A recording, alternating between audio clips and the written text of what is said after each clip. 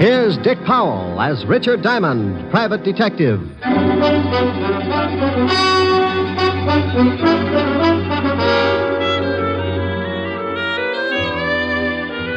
Hello there, this is Diamond. About the most strenuous effort I might give out during a working year is maybe chasing some thug up the escalator at Bloomingdale's department store. But last week I really outdid myself. The all-stars of the police force challenged the private detectives to a baseball game for the benefit of the vice squad. And I wound up stiffer than a pair of starched overalls. Because the private detectives are quick to take advantage of the slightest opportunity, by the 8th inning, we realized the need for some immediate strategy. The score at that point was 6-4, the cops leading. So I got hold of a little blonde I knew and had her walk across the infield in a sweater. The idea was to disturb the opposing team and take their minds off the game. It would have worked, but it seemed that since I had last seen my little blonde friend, she'd become quite a favorite with the police force, so they just waved hello and went about their business. My drooling colleagues, however, had not come in contact with said hunk of fluff, and before the game was over, 3 of them had picked up the bat boy and tried to bunt with him. You may have read where the police force finally beat us. Close game, 37-4. But I want to say right here and now, they never could have done it without that sweater. And oh, yeah, I got mixed up in a little honest murder the next day. It all started in the back booth of a middle-class nightclub. A couple of people were busy trying to think up the fastest way to make a homicide billiard. Oh, that's the 3-cushion variety. Killing to frame up to the electric chair. Leon, are you sure this will work? You want to get rid of that old man of yours, don't you? You know I do. Well, I got a wife that I want to dump, too. This letter from her is going to fix it so we both end up very unmarried. Are you sure they'll blame it on Martin? Sure, I'm sure.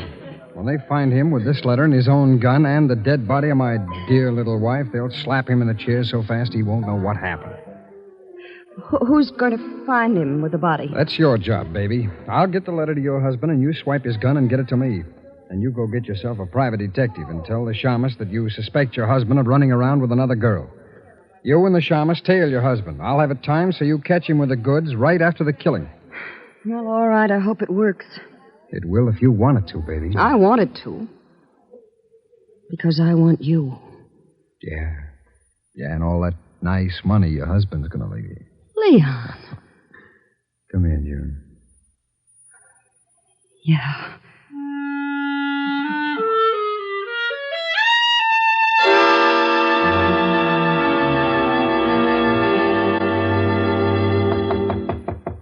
Come in. Mr. Diamond? That's right. I want to hire a private detective. Well, good for you. Sit down. Thank you. What is your fee? What's the matter? Oh, stand up and sit down again. They're 52 gauge, Mr. Diamond. Like them? Oh, you'd look good if they were sweat socks. I don't think they'd go with a high heel. You've got a point. Now, what were you saying? I wanted to know what your fee is. Oh, $100 a day in expenses. Isn't that a little high? I stopped eating at the automat 6 years ago. All right, I'll give you a retainer. Wait a minute now. Wait a minute. What's the job? I think my husband is running around with another woman. What do you want me to do? Hustle him off to the nut house? Oh, aren't you nice? I want you to go with me as a witness. You know, any other time I might get shy, but I'm really interested in seeing a girl who could beat your time. When do I start? Meet me in front of my house at 10 minutes to 8. My husband leaves around 8. What's the address? 521 East 58th Street. My name is Hyers, Mr. Diamond. June Hyers. All right, June. I'll see you at 10 to 8. Now, excuse me, but about that retainer. Oh, yes, that. Here's $100. Is that enough? It'll keep me interested. What's your husband's name? Martin. I'll see you this evening, Mr. Diamond. Oh, one more question. Yes? Why haven't you and your husband been getting along? A lot of reasons. By the way, Mr. Diamond, how old are you? No. Oh, well, I'm frisky, but I passed the foolish mark when I was 3.5. Did you? Goodbye, Mr. Diamond. I wonder if I did. Diamond Detective Agency, with men who know the corpses best. It's Diamond 2-1. Rick. Oh, Helen. Hello, baby. What are you doing? What gauge nylons do you wear, dear? 52. Why? No, nothing. Oh, Rick, are you going to buy me a present? Oh, you never can tell. I was just looking at a pair a few minutes ago. Rick, Yeah? where were you looking at them? Now, what kind of a question is A that? very good question. Have you got a girl up in that office? Helen. Don't you Helen me, have you? Well, I give you my word I haven't. All right, was there a girl in your office? Was there? Well, a client. I got a $100 retainer. I don't care if she gave you the George Washington Bridge. You were obviously looking at her leg. Well, I couldn't help it. She sat on that way. Now, look, honey, she's just another client. With 52-gauge nylons. Would you do count the threads? Oh, can you do that? Oh, you wolf. Yeah, but you're the only one who gets the benefit of my talents. You can put the soft soap away. When am I going to see you? I got some business at 8. I'll be over later. Well, I'm going to stay mad until you get here. And you're going to tell me all about those nylons. I'll be sure and do some research. Bye.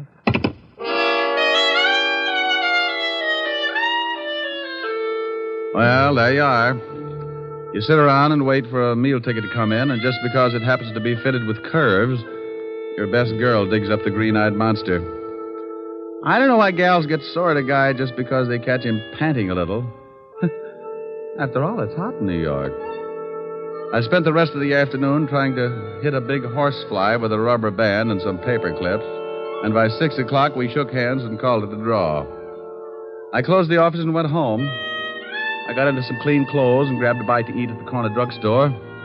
At 10 minutes to 8, I was sitting in June Hyer's car, parked across the street from her front door.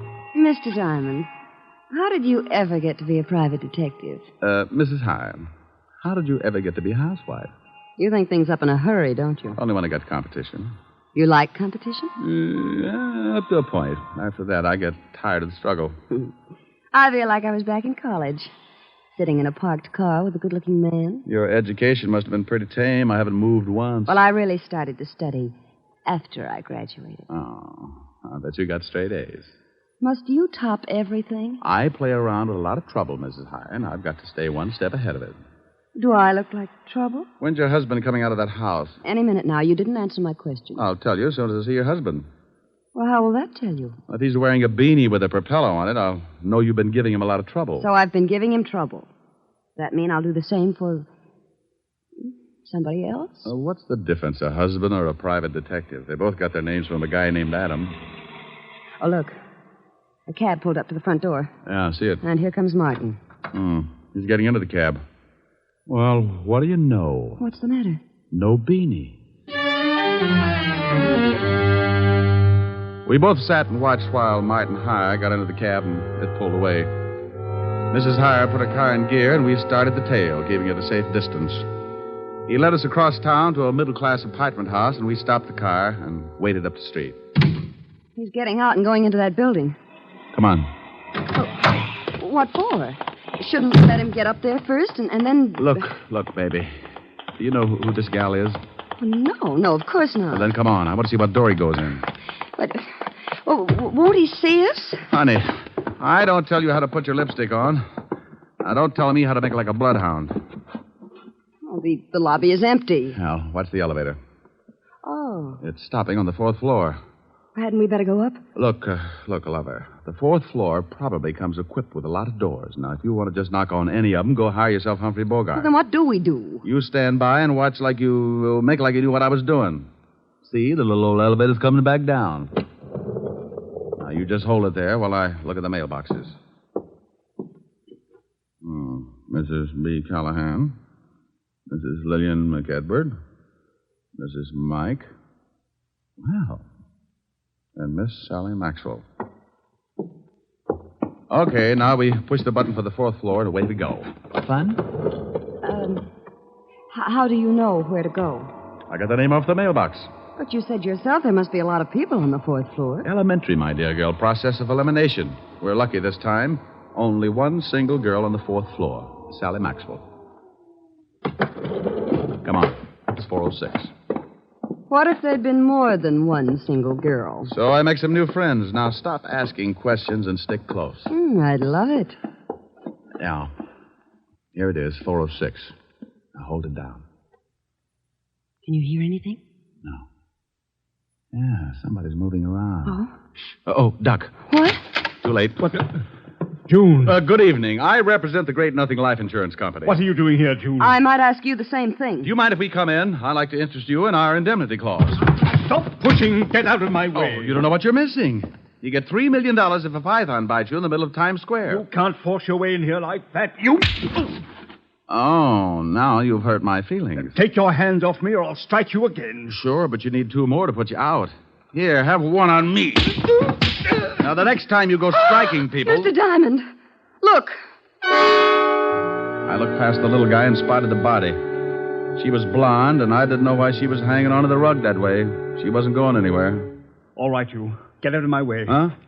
Oh, what a lovely gun. Martin, you killed that girl. No, I did not. I came in here and found her like that, but I didn't kill her. She's been shot. I know that. I found the gun by her body. You don't think I'd kill her? I was in love with her. Martin. Is that the gun that did it? Yes. I mean, no. I don't know what I mean. But you stand right there. Don't take another step. That's your gun, Martin. No, shut up. I didn't kill Sally, but I know I haven't got a chance of proving it, so if you come any closer, I will most certainly shoot you. I hate to look like an idiot, but it's against the law to shoot people. Mr. Diamond, be careful. Come on, Martin. Give me the gun. You don't think I'll shoot, do you? Come on, give it to me. Just one more step. Look out, he's going to shoot. Come on, open up in there. What? Better drop it, Martin. You got company. Stay back. Stay back. This is the police. Open up or we'll break the door in. Police. Give me the gun, Martin. No. No. Let him in, June. Before Levinson tears down the whole wall. I've got Martin. Yes, all right. I didn't do it. I didn't do it. What's going on in here? Hello, Walt. Hey, Lieutenant, look. It's the gumshoe. Rick. Why do you guys always have to break down doors? Why don't you try turning the knob first? Otis, didn't you see if it was unlocked? I forgot, Lieutenant. You mallet head. We got a report that someone heard a shot from this apartment. There's the body, Walt. Who's this guy? Martin Hyer. Here's his gun. He was going to use it on me. I didn't kill her.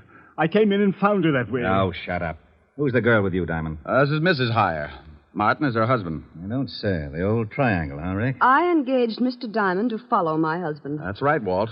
We caught Martin trying to sneak out on the corpse. I told you I didn't kill her. And I told you to shut up. Is this your gun? Yes, but I found it lying by the body. I knew I'd be blamed if someone found my gun, so I put it in my pocket. You search him, Rick? Haven't had time. Shake him down, Otis. Yeah, Lieutenant. I want my lawyer, and you get away from me. You open your trap just once more. Okay, but hold still. Please, Mr. Diamond, I'd like to get out of here. Sure. Okay, Walt? Yeah, but I want to talk to both of you down at the station later. Here's something, Lieutenant. What is it? Oh, letter. Are you coming, Mr. Diamond? You go on down. I'll be right with you. All right. Walt, what does the letter say? It says we can't continue this way. I've decided to break it off once and for all. It will do no good to see me, so please stay away and leave me alone. Signed, Sally. Let me see that. Yeah. Well, what about it, you? Is the dead girl named Sally? Yes. I don't know why she sent it. We're both in love. Sure. What were you going to do about your wife? I was going to tell her this evening. Then I received this note. I came right over to see Sally, but believe me, I didn't kill her. Tell me something, Martin. Is this the way you received the letter? Yes. Why? Now, you wait a minute, Rick. I'm very happy with what I've got, so don't start making like Sherlock Holmes. Oh, well, I guess you're right, Walt.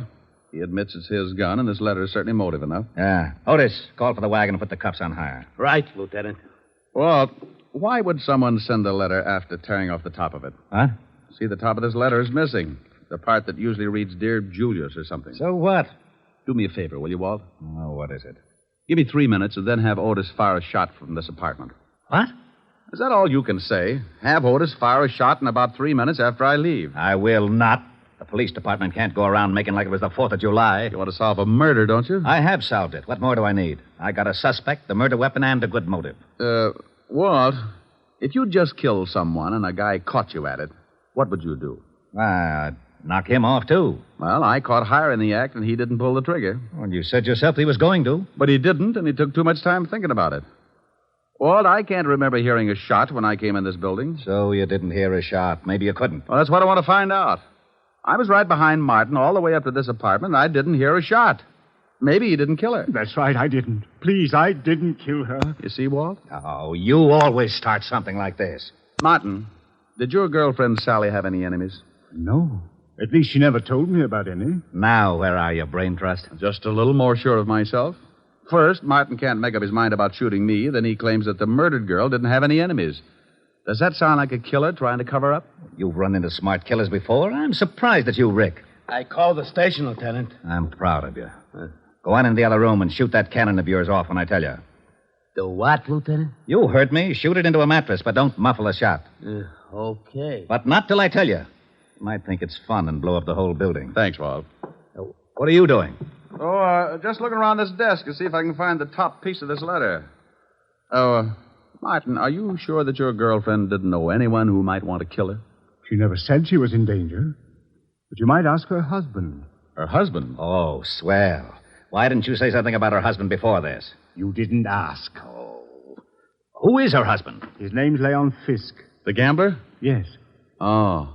Bye, Walt. Now, you wait a minute. Have Otis start making like a Roman candle 3 minutes after I leave. What's that you've got in your hand? Huh?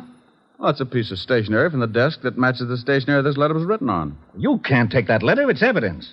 What is? That letter the murdered girl wrote to this guy. Well, how do you know she wrote it? Because this guy said so. Yes, but I'm not sure. It could be forged. See, Walt, maybe she didn't write it. Well, that's why I want it. The lab will be able to tell from other samples of her handwriting. Tell what, Walt? Who wrote that letter? Well, don't you know? Of course I don't know, but we found it on this guy and it's police evidence. Why? Why? Well, because it just is, that's all. Well, anybody could have written it. You could have written it, Martin. Yes, I guess I could. And send it to yourself? Why would I send it to myself, Lieutenant? You wouldn't. That's why it's important. You mean the letter itself or the fact that he couldn't have sent it to himself? Both reasons. Well, if he couldn't have sent it to himself, that eliminates him as a suspect. It does? He didn't do it. Did you, Martin? No. See, Walt? Now, wait a minute. Why do I always get into something like this? You asked me if I sent the letter to myself. You shut up. And you said he couldn't have. That's right, he couldn't. Then someone else did. Of course they did. Okay, then as long as you're not so sure it's important, I'm going to take it with me. Who says it's not important? Well, if he didn't send it to himself, then someone else did. And if someone else did, the murdered girl couldn't have, so anyone could have sent it. Isn't that right? Say that again? He said if I didn't send the letter to myself, then I couldn't have gotten it. And No. He said you couldn't have sent the letter to... No, wait a minute. You couldn't have written it to myself. Yeah, so someone else wrote it and sent it to the murdered girl and... No. Send it to me. You're crazy. I distinctly heard him say... Walt. Yeah? After you figure it out, be sure and have Otis fire that shot. I'm going to see Leon Fisk. Okay. Now, let's start it again. If I didn't... If somebody didn't... If you didn't... If I didn't what? Lieutenant? Oh. What is the matter, Lieutenant? He did it again. And you helped him. You rat, I'll see that you get the chair even if you didn't kill her. What did I do? You shut up.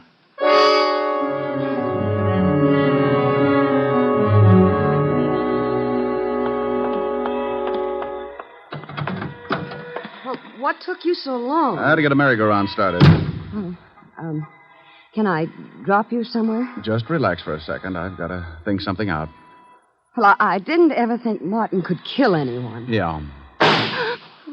What was that? Just a backfire. Look, drive me across town. I want to talk to a guy named Leon Fisk. Leon Fisk? Yeah, runs a nightclub with an iron claw in the back room. What's the address? 222 East 45th. I remember it because when I was on the force, I used to raid his place for exercise. Thinking of doing some gambling? That's the way it'll probably end up. Let's go. She drove me across town, and 10 minutes later, we pulled up in front of a low building with a flight of steps leading down to a basement door. A large sign over the door read Cellar Club. I got out and thanked June for the lift and watched her drive off. I went down the steps and through the door. Something I can do for you? Yeah, I'd like to see Leon Fisk. Maybe you don't want to see you. What's the name? Just tell him Diamond. Okay. You got a phone booth? Yeah, right over there. Thanks. I found the phone booth and went in. In my business, you work with hunches, and sometimes they pay off. I knew that the torn letter had to be sent to someone the dead girl was going to slough. I didn't think it was Hyer, so the next best prospect was her husband, Leon Fisk. I didn't have a thing to pin on him, but a good bluff can open a lot of doors. I took out the letter and copied the handwriting on the other piece of stationery. I wrote the name Leon at the top and then the words, "We can't continue," so they'd correspond with the first part of the original. Yeah? What was you writing? What's it to you? You don't have to get sore. I just thought maybe you was getting a tip on the horses, and I sure could use a winner. The nags have been beating me to death. Oh, no tip. Okay, the boss will see you. That door right over there. Thanks.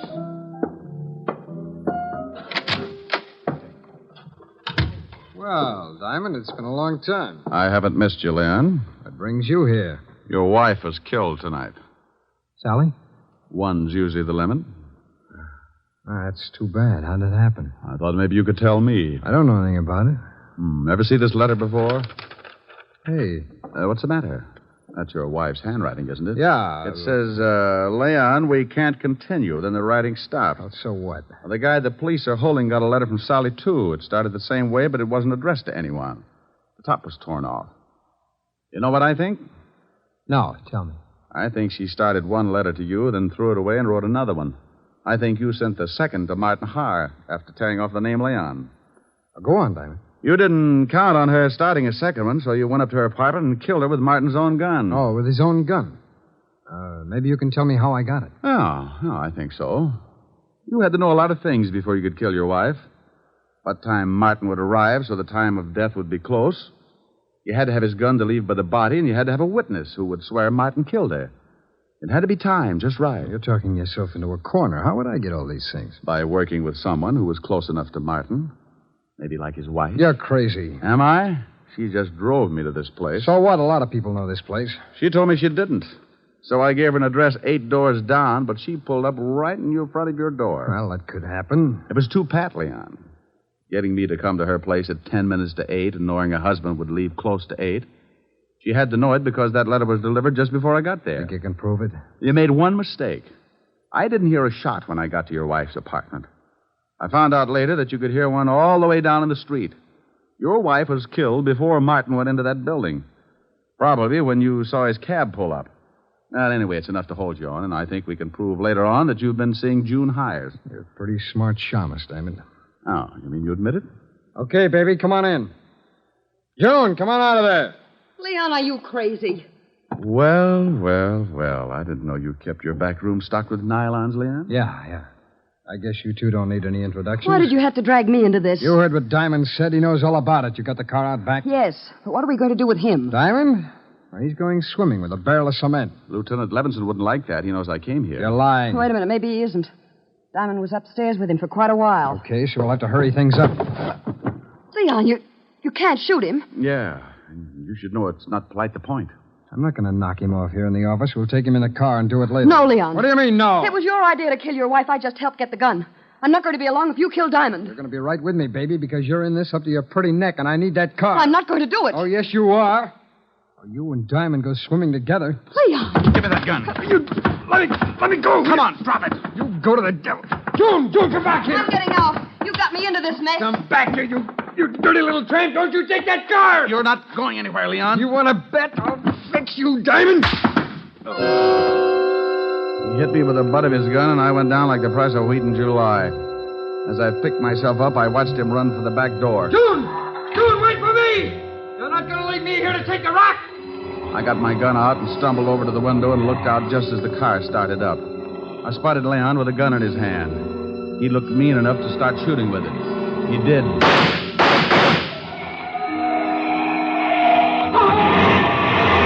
He started running up the alley then. I suppose I could have said something like, "Stop or I'll shoot," but I was too tired.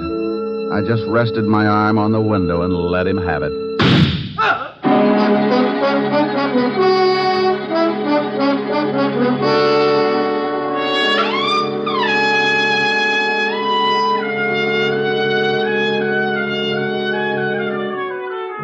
Well, Walt finally showed and cleaned things up. I was bleeding again, so I headed for 975 Park Avenue and my usual first aid station. Yes? Hello, Francis. Miss Asher in? Oh, my goodness, Mr. Diamond. Come in, sir. Come in. You've been hurt again. I guess you'll have to answer the door a little quicker after this, Francis, or build a first aid station in the hall. The usual, sir? No, you can forget the plasma, Francis. I had liver for dinner. I can stand the loss. Just as you say, sir. Miss Asher is in the study. Oh, thank you. Why don't you go to bed? You look tired. Yes. Good night, sir. Boo. Oh, Rick. Yeah. Isn't it awful? Oh, what happened to your chin? Oh, I got it caught in a 38. Want me to go? Want you to go? Why? Well, I thought maybe my poor little face scared you. Oh, I like your poor little mussed-up face. Well, thanks, Sporty. How about some music? Oh, I'm too tired. Turn on the radio. All right. Now, let me look at that chin. Oh, that's soothing. Hey, you shut that radio off. I'm trying to sleep. Now, what is that? Oh, it's that crabby old neighbor. Oh, it is, huh? Now, Rick, don't get mad. I'll turn it off. You want something, Max? Yeah, some sleep. Is that too much to ask? Well, stick your head in a closet. Now, look, Bud. You look. That radio wouldn't wake a 2-year-old. Well, just pretend I haven't stopped teething, wise guy. All I want is some sleep. Oh, you do, huh?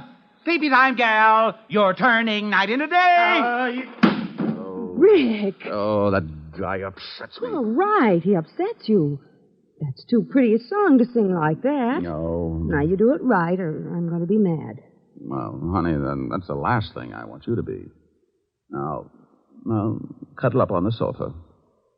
You comfy? Mm-hmm. Don't be mad now, baby. Sleepy time, gal. You're turning night into day. Sleepy time, gal. You've danced the evening away. Oh, that's wonderful. Before each silvery star fades out of sight, please give me one little kiss, then let us whisper goodnight. It's getting late, and baby, your pillow's waiting. Sleepy time, gal, when all your dancing is through. Sleepy time, gal, I'll find a cottage for you. You'll learn to cook and to sew. What's more, you'll love it, I know. When you're a stay-at-home, play-at-home, 8 o'clock, sleepy time, gal. Well, how was that, baby? Helen. Helen. Well, how do you like that? She snores, too. Hey, you! Max! Yeah, now what do you want? How about a game of gin? I'm lonesome.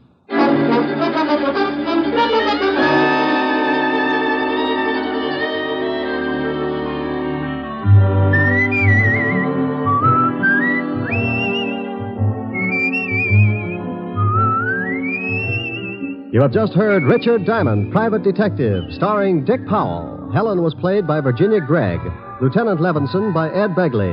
Also in our cast were Wilms Herbert, Jay Novello, Joan Banks, and Stacey Harris. Music was under the direction of Frank Worth. Richard Diamond is written by Blake Edwards and directed by William P. Rousseau. Dick Powell soon will be seen in the screen version of the best-selling novel, Mrs. Mike. Now, this is Eddie King inviting you to be with us again at the same time next week, when we will again bring you Dick Powell as Richard Diamond, Private Detective.